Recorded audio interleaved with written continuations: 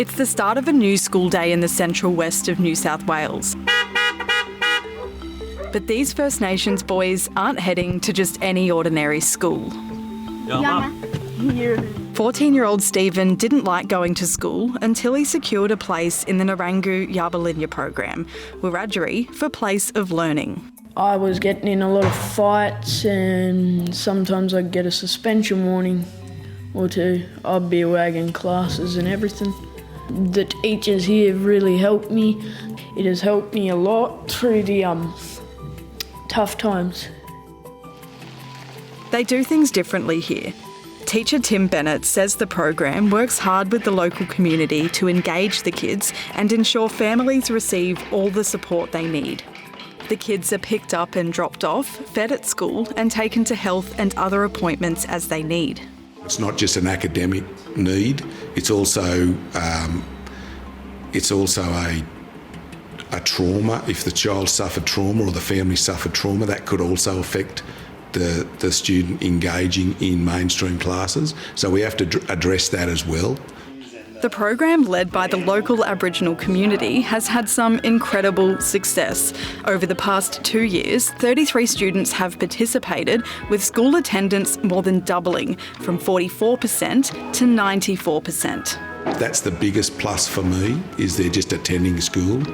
The second thing for us as a team here is the improvement in their literacy and numeracy. We work on that to lift that so they can actually engage in mainstream classes.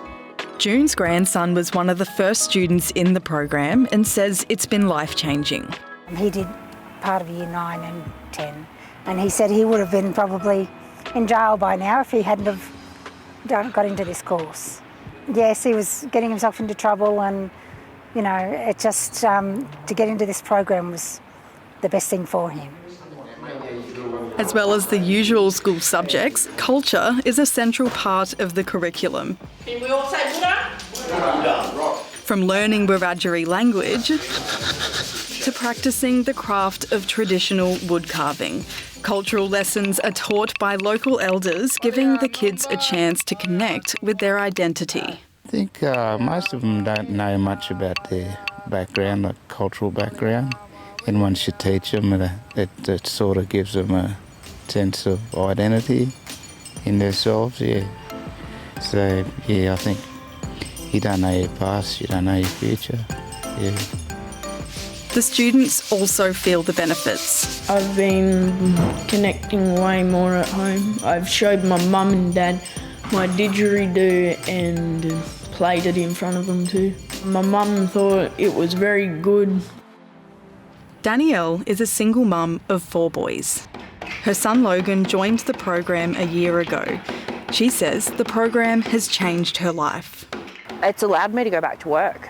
With constantly being at the school and constantly having Logan home suspended or in trouble, I couldn't be at work. I had to be at home. There was no other option. It's just made a huge difference.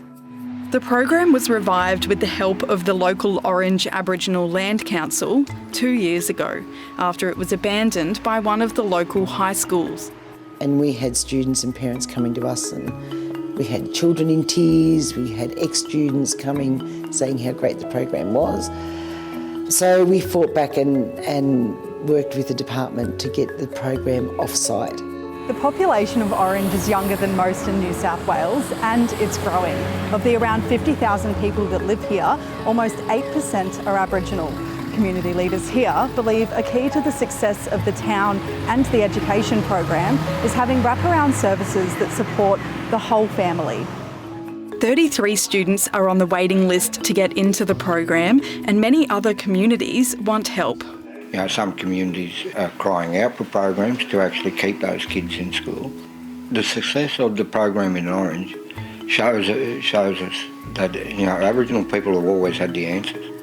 Discussions are underway with the Department of Education over a possible expansion, but teacher shortages and a lack of funding have hampered the efforts to replicate it in other regional towns. What we're going to the department with is if this can achieve an outcome for these kids to re-engage in school, it shows that education is the foundation of everything, and with your support, they're getting what they need as far as data, but the kids get what they need as far as education. There's real opportunity to build the capacity within community. Let's do what we've actually signed up to do.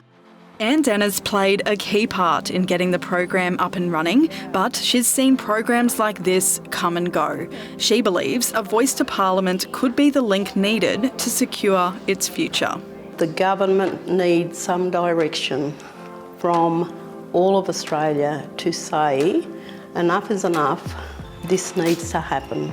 So a voice is good as long as they hear. They don't just sit there and listen. They actually hear what communities need and want.